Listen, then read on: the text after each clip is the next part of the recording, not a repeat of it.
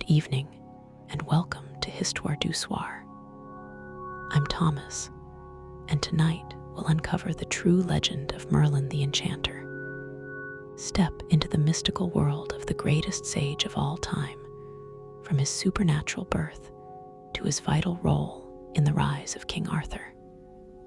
If this magical tale helps you drift into restful sleep, don't forget to like this video and subscribe. Feel free to comment and share which story you'd like to hear next. Settle in comfortably and let Merlin's wisdom guide your dreams. The birth of a prodigy. In the mists of time, when Britain was still wild and mysterious, a child was born, one destined to change the course of history. This child was no ordinary infant. He carried the blood of two worlds, that of humans and of ancient spirits. Old chronicles tell us that in those days, the boundary between the visible and the invisible was thinner than it is now. Fairies still roamed the deep forests, and spirits of the air spoke to mortals. It was a time when magic lived in the everyday, when every spring had its nymph, and every mountain its guardian spirit. In the heart of this mystical Britain lived a devout young woman named Dane. She had chosen to devote her life to God and resided peacefully in a convent, far from the chaos of the world. Her days passed in prayer, meditation, and the study of sacred texts. Her beauty was striking, but it was the purity of her soul that shone like a soft light. The sisters of the convent loved her dearly, for Dane had the rare gift of seeing the good in all things. Even the harshest trials could not dim her faith. She would spend long hours kneeling in her cell before a simple wooden crucifix, seeking wisdom and peace through prayer. But the designs of heaven are often mysterious to mortals. One autumn evening, as golden leaves fell gently in the convent courtyard, Dane was alone in her cell, deep in devotion. The candlelight cast dancing shadows on the stone walls, and only the faint murmur of evening prayers broke the silence. Suddenly, the atmosphere shifted. The air grew thick with a strange electricity, and a presence filled the room. It was neither angel nor demon, but a being from the realm of fairies and ancient creatures. He appeared as a man of otherworldly beauty, with eyes that held the depth of oceans and ancient forests. He was neither good nor evil by human standards, but part of a different, older order, governed by laws beyond human morality. Drawn to Dane's purity, and perhaps touched by her loneliness, he revealed himself in a form that would not frighten her. Dane never knew whether what followed was a dream or reality. She only remembered a strange conversation, a comforting presence, and a deep, peaceful feeling that filled her soul. When she regained full awareness, the mysterious being was gone, but something within her had changed forever. Months passed, and it became clear that Dane was with child. The news shocked the convent. How could a nun, devoted to celibacy and purity, find herself in such a state? The sisters were torn between compassion and confusion. Some accused Dane of yielding to temptation, while others whispered it might be a miracle, like the virgin birth of Christ. Dane herself didn't know what to believe. She recalled the strange night and the mysterious presence, but it all felt so unreal that she sometimes doubted her own memories. Yet deep in her heart, she felt the child was special, destined for greatness. When labor began, Adain was filled with dread, not from the pain, which she bore bravely, but from the fear of what kind of child she would bring into the world. Would it be human or something else? Would it have a soul like other children, or would it bear the mark of its mysterious father? The child was born on a silent winter night, as snow softly blanketed the convent. The child was extraordinarily beautiful. His eyes, a deep blue like the depths of the ocean, seemed to hold an ancient wisdom. His hair was jet black, and his skin had a pearly glow, an aura that marked him as belonging as much to the world of spirits as to the world of mortals. But what struck the women present at his birth the most was that the child did not cry. Instead, he opened his strange eyes wide and looked around with intense curiosity, as though he recognized the world around him. Adain held her son in her arms and immediately sensed he was unlike any other child. A peculiar energy radiated from his tiny body, and when she looked into his eyes, it felt as though she was staring into endless depths. The child grew at an astonishing pace. Within a few months, he displayed an intelligence far beyond that of other infants. He seemed to understand adult conversations and responded to the emotions around him with extraordinary sensitivity. What concerned his mother most, however, were the moments when he would stare into empty space, as if he were seeing things invisible to others. Sometimes he would reach out his small hands toward unseen presences, and a mysterious smile would spread across his face. At an age when most children were just beginning to babble, little Merlin, so Adain had decided to name him, was already speaking in full sentences. And his words were not simple cries for food or comfort, but thoughtful observations about the world and questions about the nature of things that left the adults around him speechless. One day, before he had even turned 2, Merlin looked at his mother with his serious eyes and said, "Mother, why do you cry at night when you think I'm asleep?" Adain was stunned. She believed she had hidden her sadness and fears about her son's future well. "How do you know that, my child?" she asked gently. "I see it in your eyes," Merlin replied, with a gravity that was beyond his years. "And I feel the sorrow in your heart. But don't worry, Mother, my path is already set, and you have no reason to be ashamed of me." Those words, spoken by one so young, deeply moved Adain. In that moment, she understood her son possessed gifts far beyond human understanding, and that she would one day have to let him go, to follow a fate that would take him far from her side.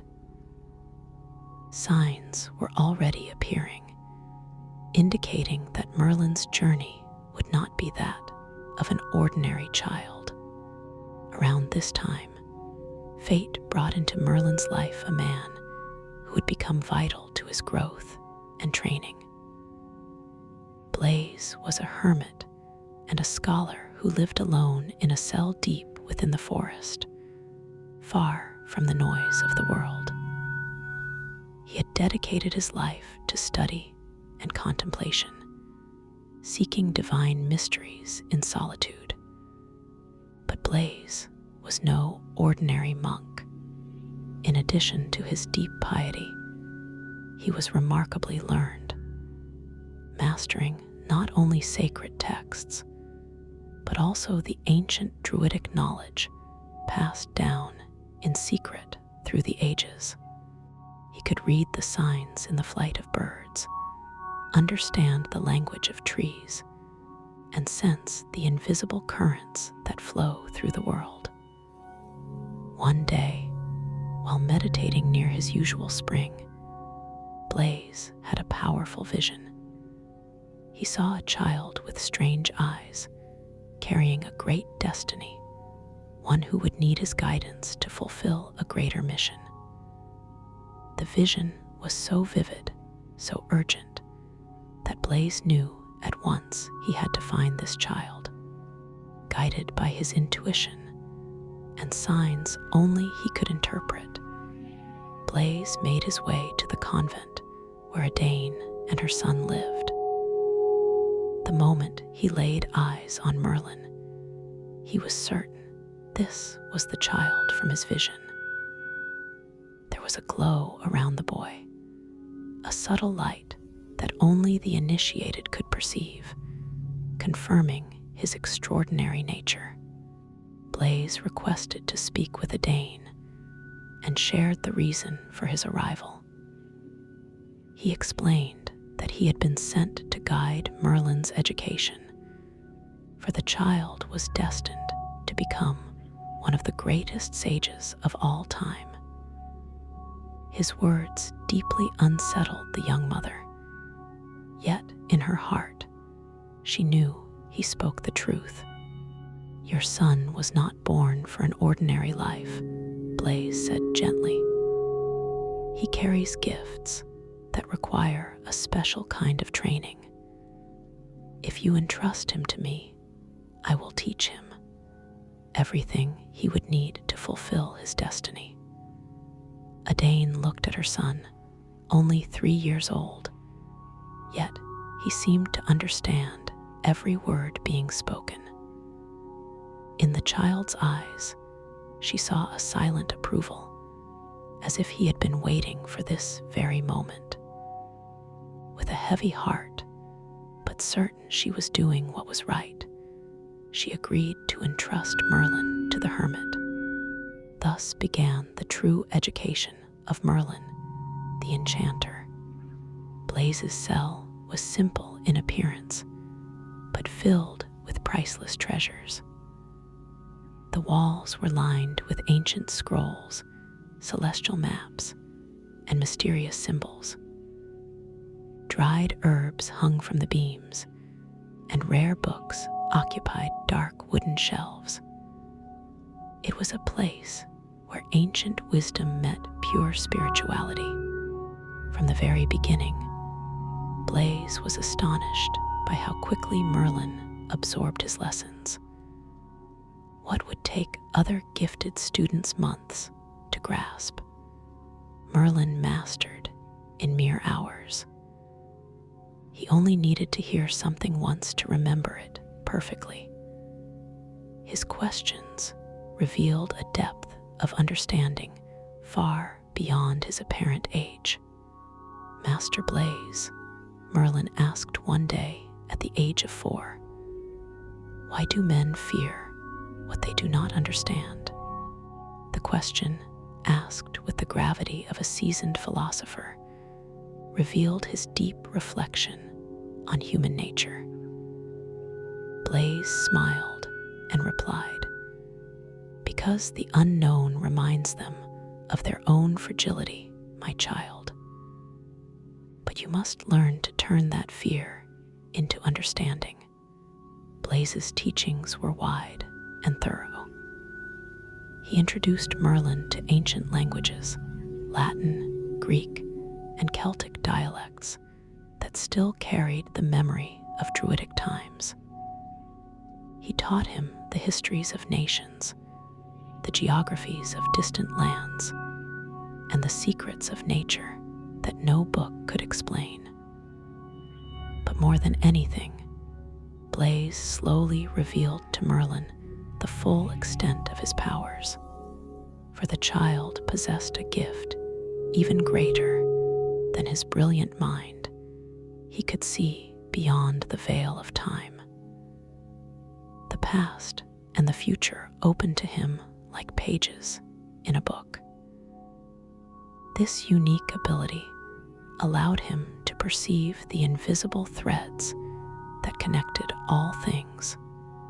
"Look closely, Merlin," Blaise once said, pointing to a centuries-old oak near their dwelling. "What do you see?" The child gazed at the tree with intense focus. Slowly, his eyes grew distant, as if he were seeing beyond the present moment. "I see the acorn it once was," he whispered.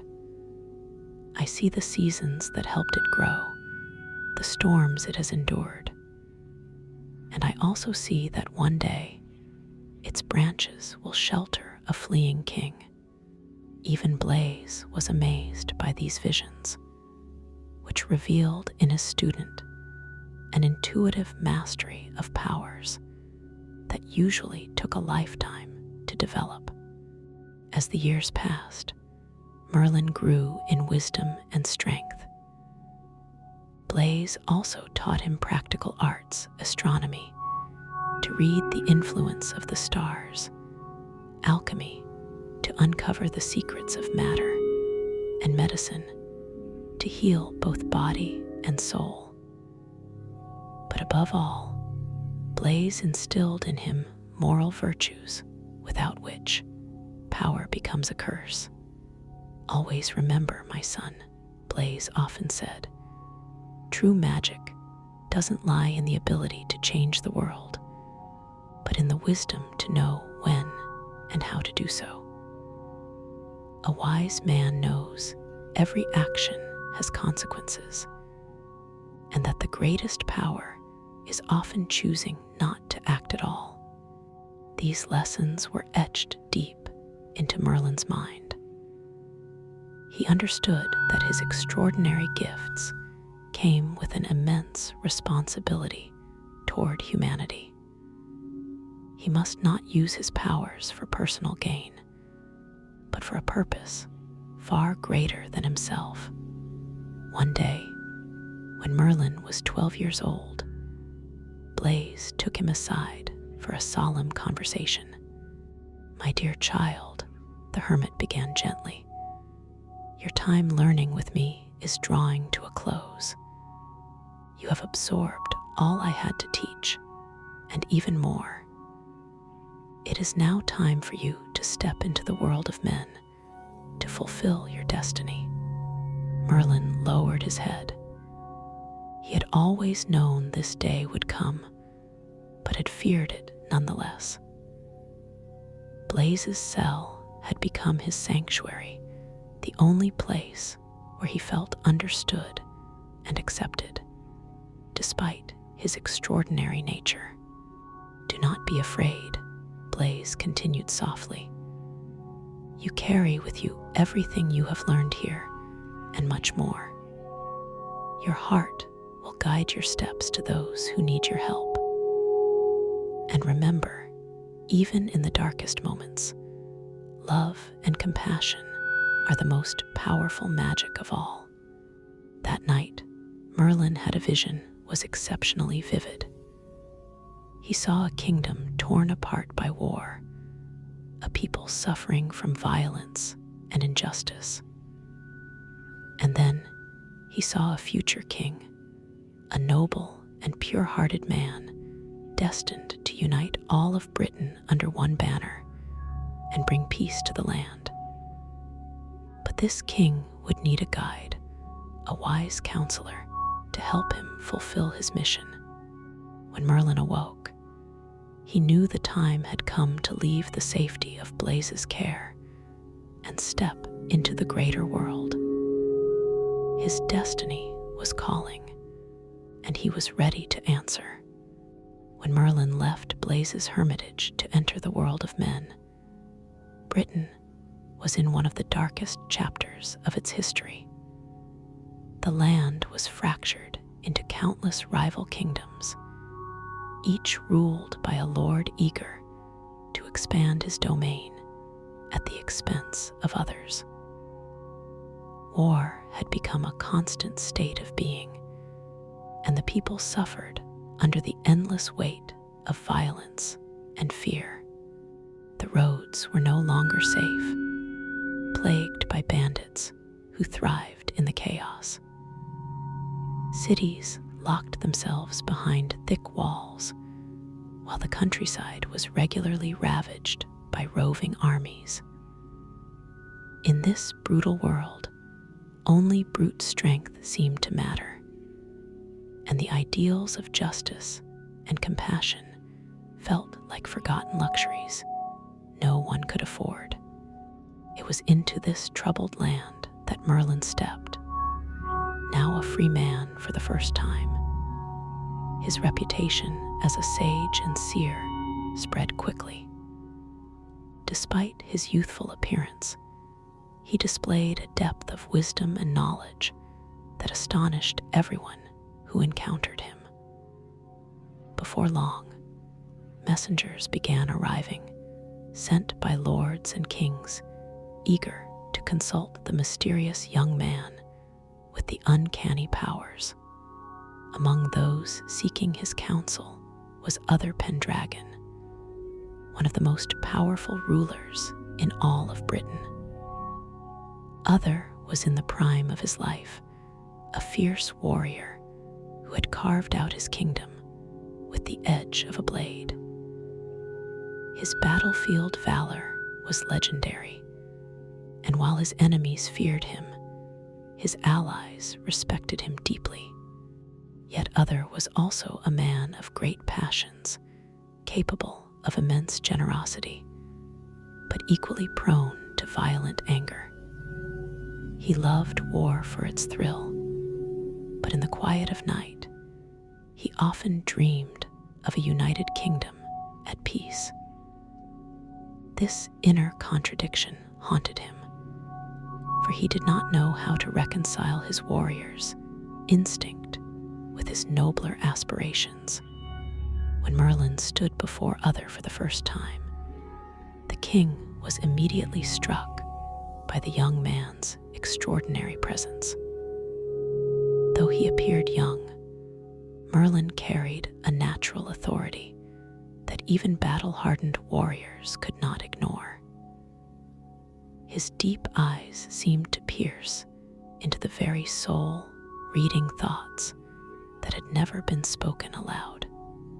"They say you possess the gift of prophecy," Other declared in a booming voice that echoed through the grand hall of his castle. "Then tell me what future awaits my kingdom." Merlin looked at the king for a long moment, then slowly closed his eyes, as though consulting visions beyond mortal sight. When he opened them again, his expression was solemn. "Yes, Other," he said, his voice clear and resonant. "I see your kingdom growing strong and prosperous, but I also see great trials ahead. Your greatest triumph and your greatest tragedy will come from the same source, an all-consuming love that will transform your life and alter the fate of all Britain." These words stirred something deep within Other. But before he could press Merlin for more answers, fate began to unfold in ways that would confirm the young prophet's vision. Only weeks later, Other was invited to a grand banquet hosted by Gorlois of Cornwall, one of his most trusted allies, a man of honor and loyalty who ruled the southwestern lands of Britain. The purpose of the feast was to strengthen the alliance between their houses and plan a joint campaign against the invading Saxons. But destiny had other intentions. As Other entered the great hall of Gorlois' castle, his eyes were immediately drawn to a woman whose beauty seemed beyond earthly measure. She was Igraine, Gorlois' wife, and her radiance stunned him. Her golden hair shimmered like wheat in summer sunlight. Her eyes were the color of the sea on a calm day, and her gentle smile could soothe even the most troubled heart. From that moment on, Uther was lost. The love he felt for Igraine struck him with such force it rendered him powerless, was beyond anything he had ever experienced. It was not mere desire. It was a consuming passion that overtook every part of him, leaving him incapable of thinking of anything else. Throughout the banquet, Uther could not tear his gaze away from Igraine. He neglected his duties, forgot to respond to questions, and his obsession became so obvious that even the servants took notice. Gorlois, a perceptive and jealous man, quickly realized the nature of his guest's fixation on his wife. Igraine herself was unsettled by the intensity of Uther's stare.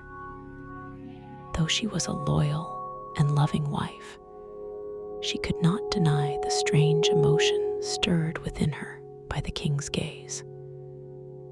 In Uther's eyes, there was a burning mixture of desire and reverence that deeply troubled her. As the evening wore on, the tension grew unbearable.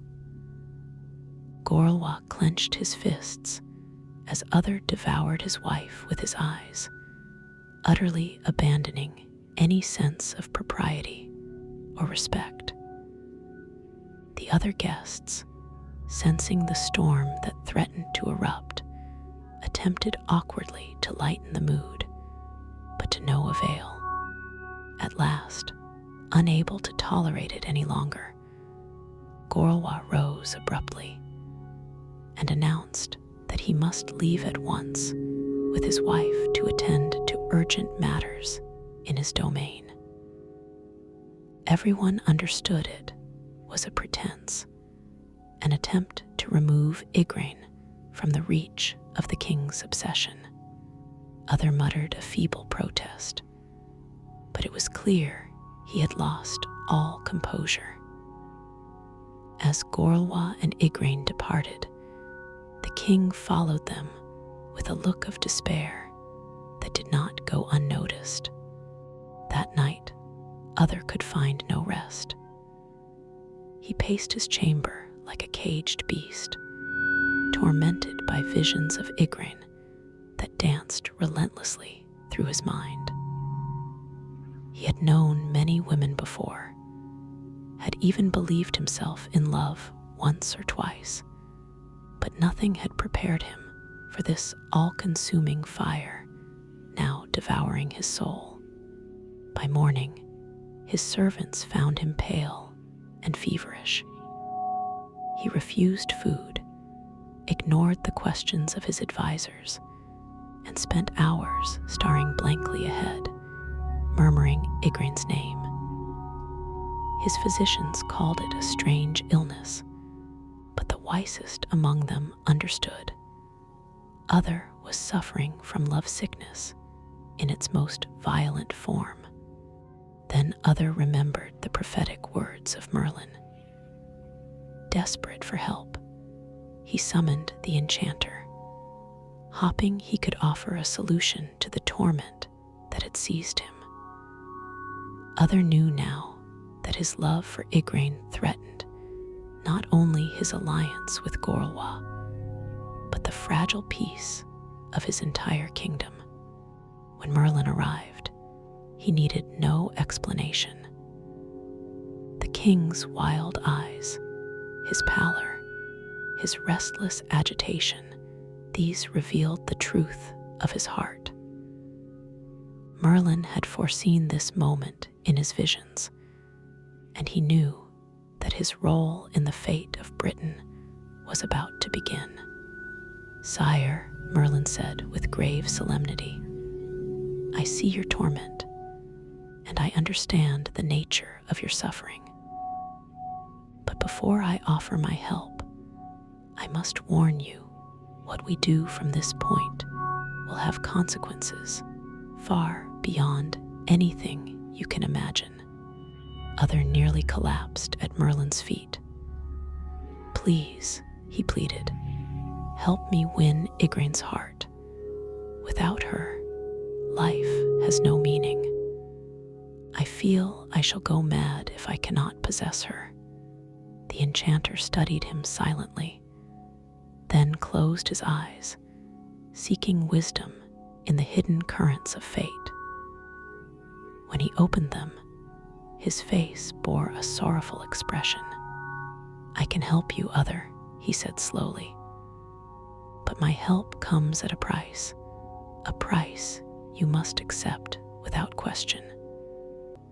The child born of your union with Igraine must be given to me the moment he is born. That child will be destined for greatness, but he cannot fulfill his purpose unless I guide his upbringing." Other hesitated, troubled by the strange condition. But the fire of his passion burned so fiercely that it overwhelmed all caution. "I accept," he declared fervently. "No price is too great if it means I can have Igraine." Merlin nodded solemnly. "So be it. But know this, your promise is binding. When the time comes, I will claim what is mine." Meanwhile, Gorlwa had taken Igraine to his fortress at Tintagel, his most impregnable stronghold. Built upon a jagged rock that jutted into the sea, Tintagel could be reached only by a narrow path that a handful of men could defend against an entire army. It was there that the Duke hoped to shield his wife from the king's relentless desire. But Gorlwa had underestimated the depth of Other's obsession. A few days after their departure, hurriedly withdrawn from the banquet, Gorlwa had barely returned to his lands when, on the horizon, he saw the banners of Other's army rising. The king had mobilized all his forces and now marched upon Tintagel, determined to seize Igraine by force, if necessary. The siege began, and soon the two armies stood in silent opposition, divided only by the fortress walls. Gorlwa was a seasoned warrior, and he knew that Tintagel was nearly unbreachable. As long as he had food and water, he could hold out indefinitely. But he also knew that Other would not abandon his obsession easily, and that this siege could last for months.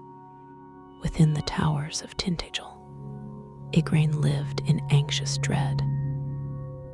She understood that she had become the object of a conflict that could plunge all of Britain into bloodshed. Her conscience was troubled, for she could not deny that Other's fervent attention had awakened feelings in her that she would rather not examine too closely. As the siege dragged on, Other sank deeper into despair. His generals urged him to abandon the siege and seek a diplomatic path, but the king no longer listened to reason.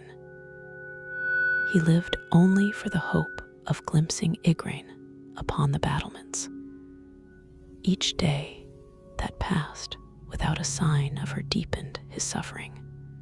It was in this feverish state of obsession that Other once again turned to Merlin, begging him to use his magical powers to grant him access to the woman he could not forget. Merlin had watched with sadness as the king descended into madness. He knew that this destructive passion was necessary for the fulfillment of fate. Yet his heart still ached with compassion For though he possessed supernatural knowledge, Merlin had been taught by Blaise to understand and respect the frailty of human emotion. "Very well," Merlin said at last, his voice heavy. "I will give you what you desire. But remember your promise and be prepared to face the consequences of what you are about to do." That night, Merlin performed one of the most astounding feats of his magical career. Drawing upon ancient druidic secrets, enhanced by his own immense power, he began the process of physically transforming the appearance of King Uther. This was no mere illusion, it was a true metamorphosis.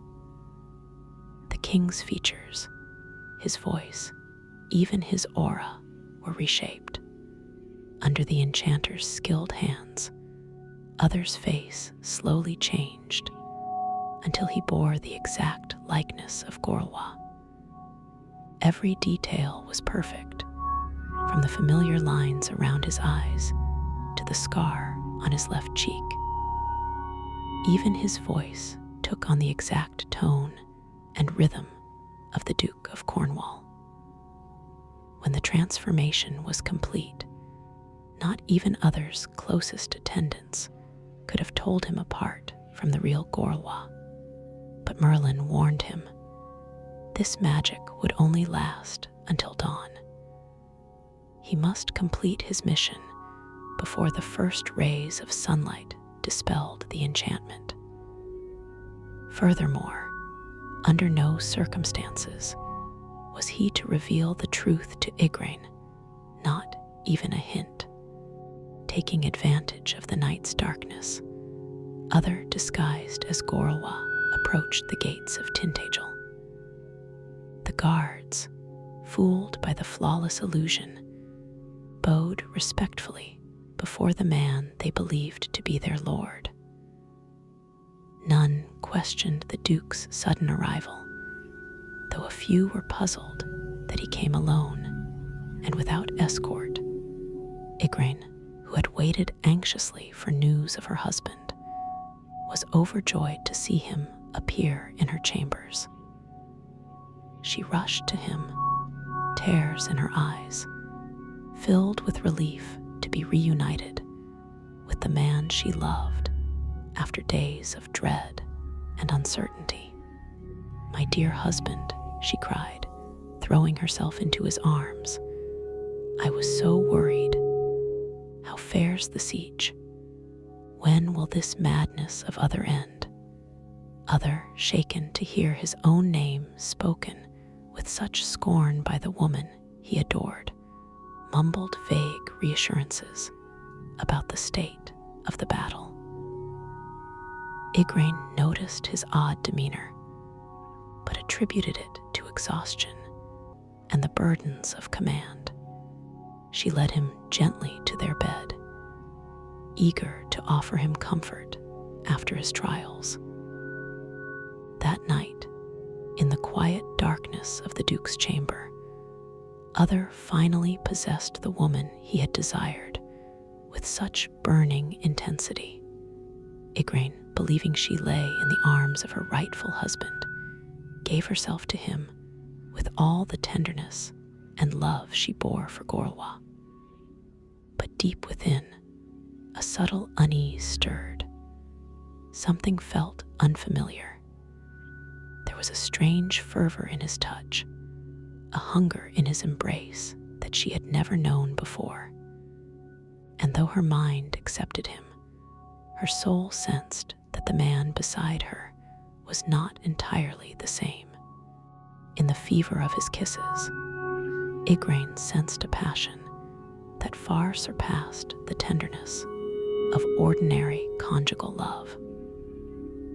She attributed the change to the emotional strain of their reunion, to the tension of the siege, never once suspecting the true identity of the man in her bed. As the first light of dawn crept over the horizon, Uther felt Merlin's enchantment begin to fade. He rose quickly from Igrain's side, mumbling something about urgent duties that required his attention. In the dim glow of morning, Igrain did not notice that her visitor's features were slowly reverting to those of the Pendragon. The false Gorlwa kissed her one last time and disappeared into the corridors of the castle, leaving behind a woman stirred by confusion and haunted by the strangeness of that night.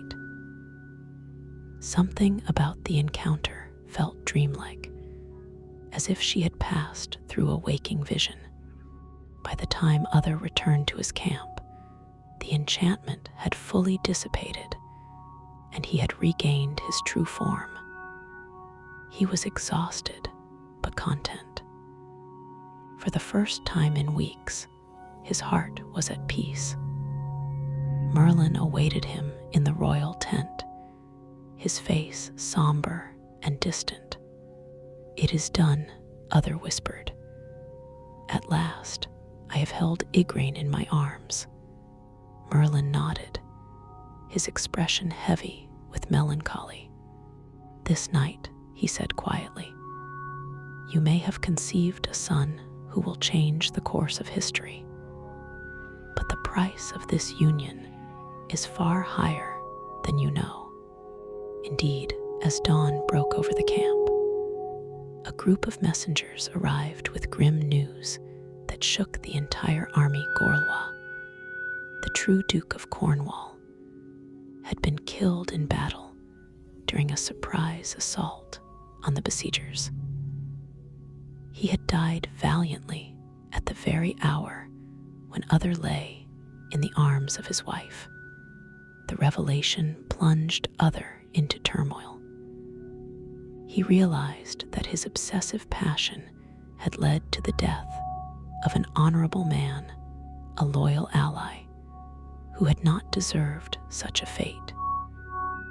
His joy was tainted by guilt, and his satisfaction twisted by remorse. He had possessed what he most desired, but at the cost of a noble life.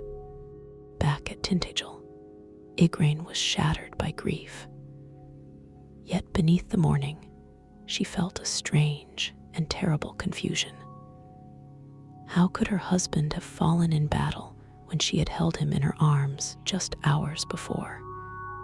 The contradiction gnawed at her. She could not explain it, but in her heart, she began to suspect that something unnatural, perhaps magical, had occurred. A few weeks later, Uther formally asked for Igrain's hand in marriage. As a widow, alone and vulnerable, she had little choice but to accept. And though the memory of Gorlwa still grieved her, she could not deny that Uther's passion had stirred feelings in her she could no longer ignore. Their wedding was celebrated with great pomp, finally uniting the two lovers in the eyes of the realm. Igrain became queen, yet her heart remained troubled by the memory of that strange night when she thought she had embraced Gorlwa for the final time. She never spoke of her suspicions, but deep within, she knew. Some enchantment had been at work. Months passed, and Igrain gave birth to a son of extraordinary beauty. The child had his mother's clear eyes and already bore a quiet strength reminiscent of his father. But there was something else as well, something indefinable that set him apart from any other newborn. This was Arthur, the child of destiny, the one foretold to become the greatest king of all time. Then came the moment Igrain had secretly dreaded.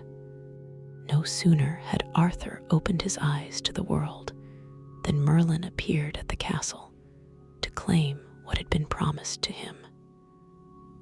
As was his custom, The enchanter arrived unannounced, passing unseen by the guards and manifesting directly within the royal chamber. Igraine sat with her infant pressed tightly to her heart, marveling at the tiny being who now meant everything to her. But when she saw Merlin step toward the cradle with that familiar grave expression, she knew, without a word, what he had come for. A cry of despair escaped her lips. She clutched Arthur to her chest, as if her embrace alone might shield him from what was to come. "No," she pleaded, tears streaming down her cheeks. "Not my child. I beg you, he is all I have left in this cruel world." Other, standing silently nearby, was torn by his wife's agony. Yet he knew that a promise made to Merlin could not be broken. The enchanter held powers beyond mortal comprehension. To defy him would mean calling down a curse that could consume the entire realm. "Madam," said Merlin with an unexpected gentleness, "I understand your pain, and it touches me more than you can imagine. But this child is not destined for an ordinary life. He carries within him the seeds of greatness, and only a special education will allow him to fulfill his mission. If you keep him by your side, you will prevent him from becoming what he must be." Igraine looked back and forth between her son and the enchanter, desperately searching for a way to escape what felt like a death sentence. For how could a mother survive being separated from her newborn child? "At least," she begged, "tell me where you are taking him, and promise me that I will see him again one day." Merlin shook his head sorrowfully. "I cannot reveal his destination. His safety depends on it. But I promise you he will be raised with love, and that his true identity will be revealed to him when the time comes. One day, you will be proud of who he has become." With infinitely delicate gestures, Merlin took Arthur from his mother's arms. The child did not cry, as though he instinctively understood that this change was necessary. His small blue eyes stared at the enchanter with a look of trust that astonished all who witnessed the scene. Igraine collapsed onto her bed, racked with heart-wrenching sobs. Other tried awkwardly to console her, but he himself was consumed by remorse and guilt. This night, which had begun as the fulfillment of his deepest desires, ended in heartbreak that would forever mark their union. Merlin left the royal castle carrying the child, disappearing into the night like a shadow. He had already chosen the family who would raise Arthur, for his visions had shown him the perfect place where the future king could grow up ignorant of his origins.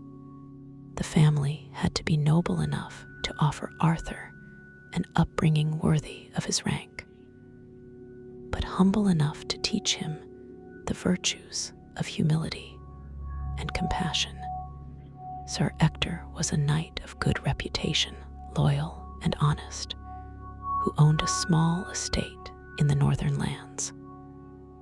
He was married to a kind and loving woman, and they already had a son just a few years older than Arthur. Ector was known for his integrity and common sense, essential qualities for raising a future king without spoiling him.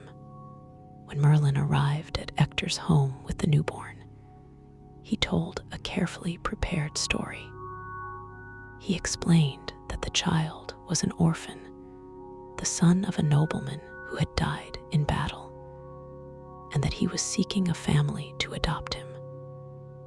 Hector and his wife, touched by the child's beauty and convinced by Merlin's words, gladly accepted to raise him as their own.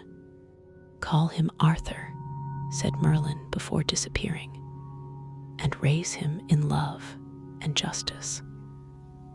One day, you will understand the honor that has been bestowed upon you." Thus began the true childhood of Arthur. In Hector's home, far from the intrigues of court and the dangers of power, the future king grew up as an ordinary child. He knew nothing of his royal origins and was content in the affection of his adoptive parents and the bond with his older brother, Kay. Arthur was a joyful and spontaneous child, curious about everything and always ready to help others.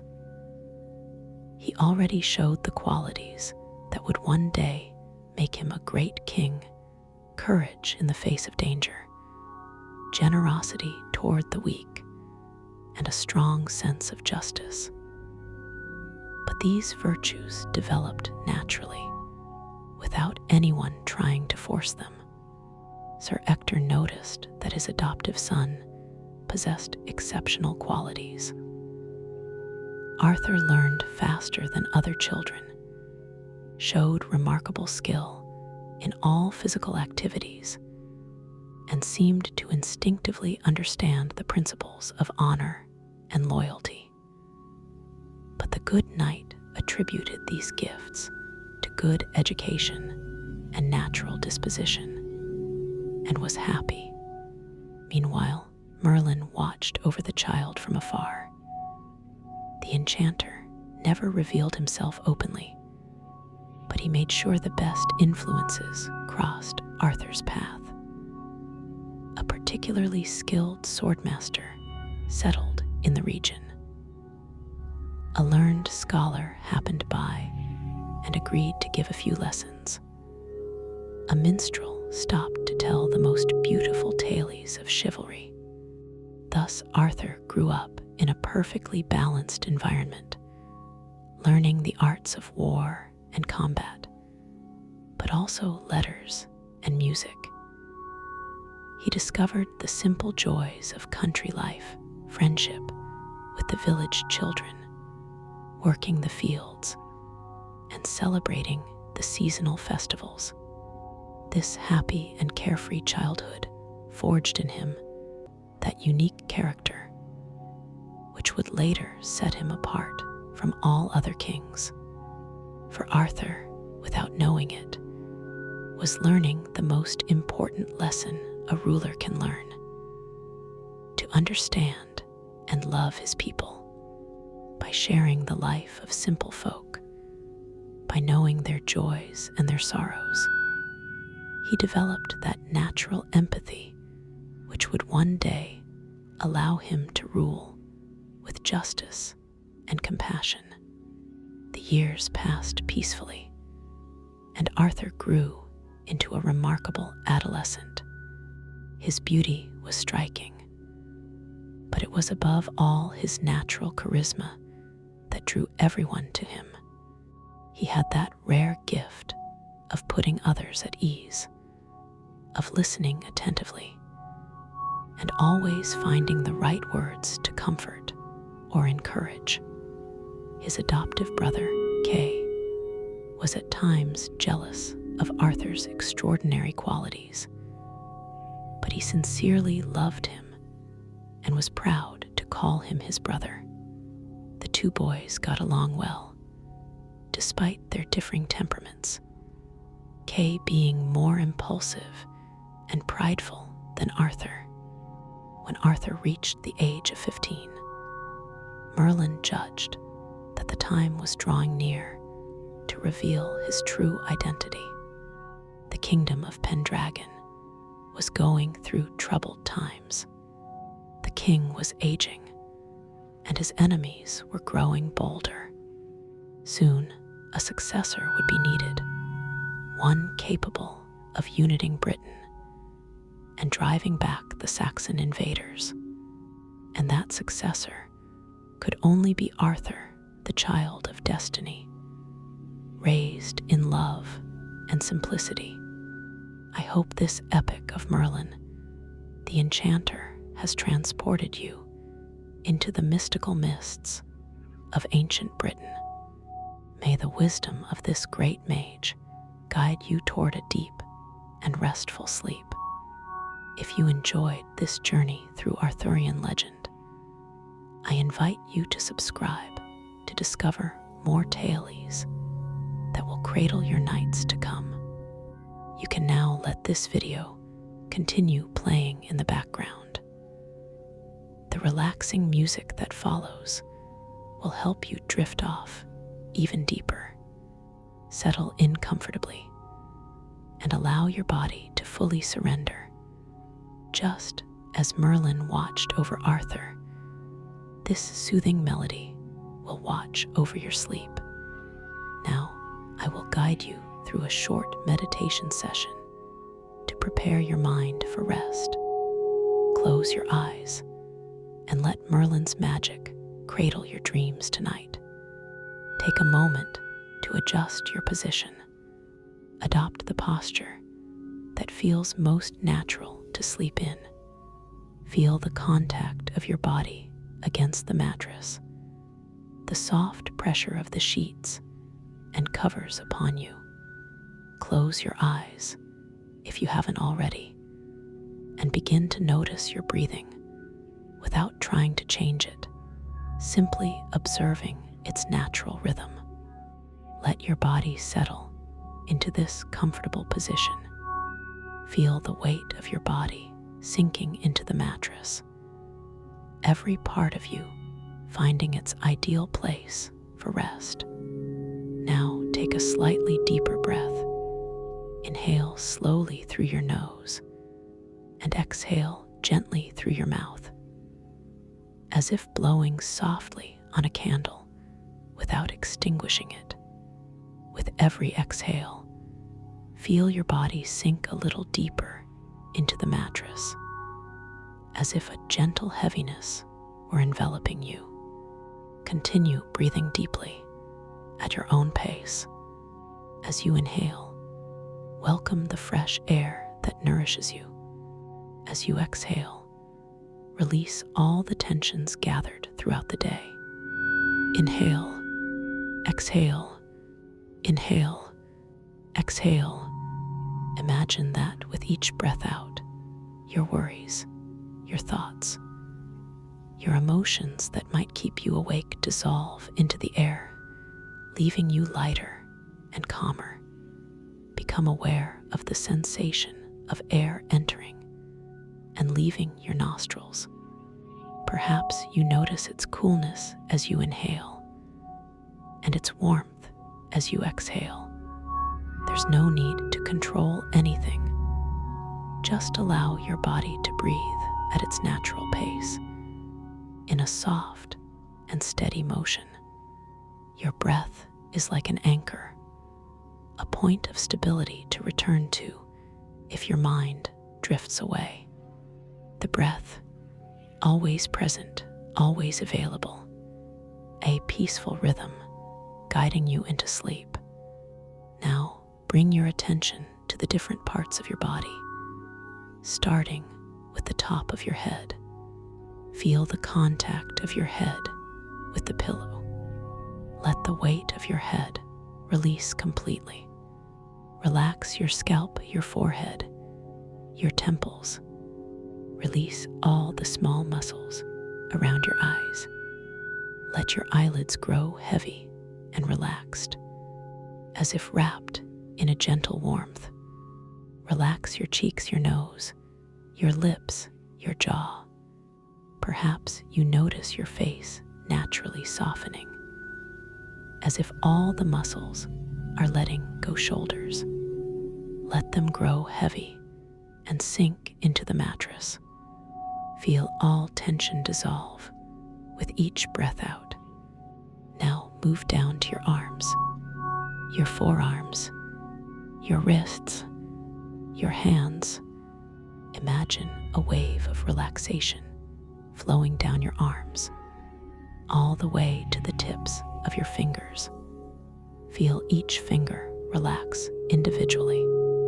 The thumb, the index, the middle, the ring, the pinky.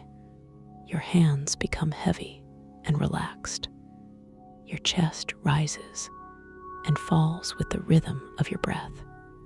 Feel how the air flows freely through your lungs. Your belly softens. All your internal organs release. A deep calm settles in your center. Your back is resting fully against the mattress. Feel each vertebra relaxing, one after the other, from the top of your spine to the base of your back. Your hips grow heavy. They gently sink into the mattress. With every exhale, tension melts away. Your legs are becoming more and more relaxed. Your thighs feel their weight resting on the bed. Your knees, let them loosen completely.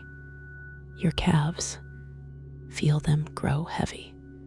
Your ankles, they gently release.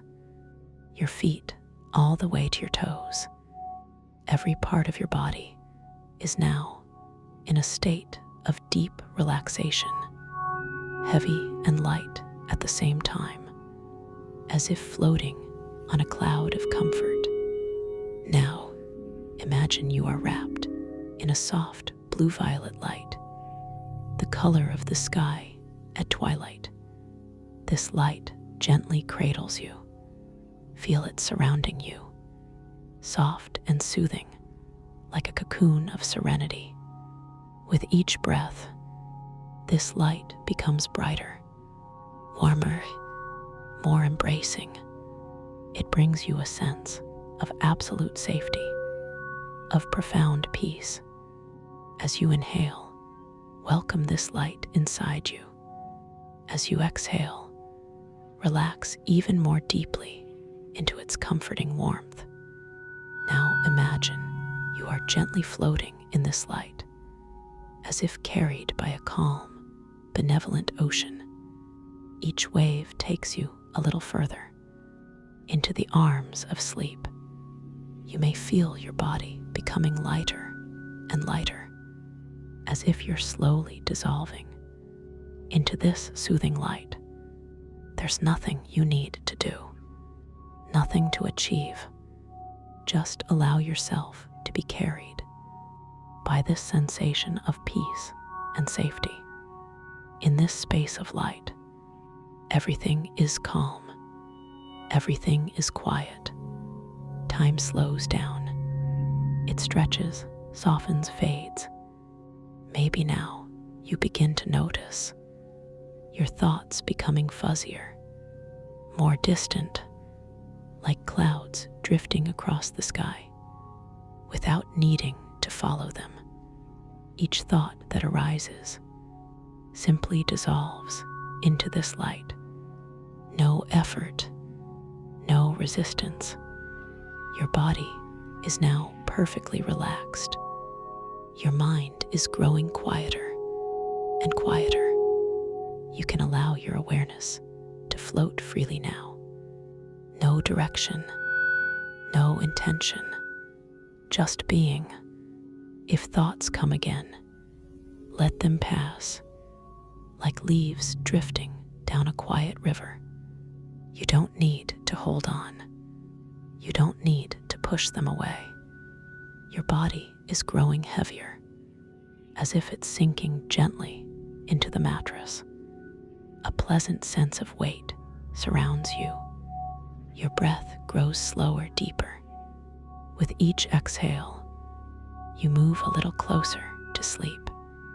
You are exactly where you need to be, safe, at peace, ready to drift into a restorative sleep. I will now fall silent and let you continue this journey towards sleep on your own. Know that your body already knows how to fall asleep.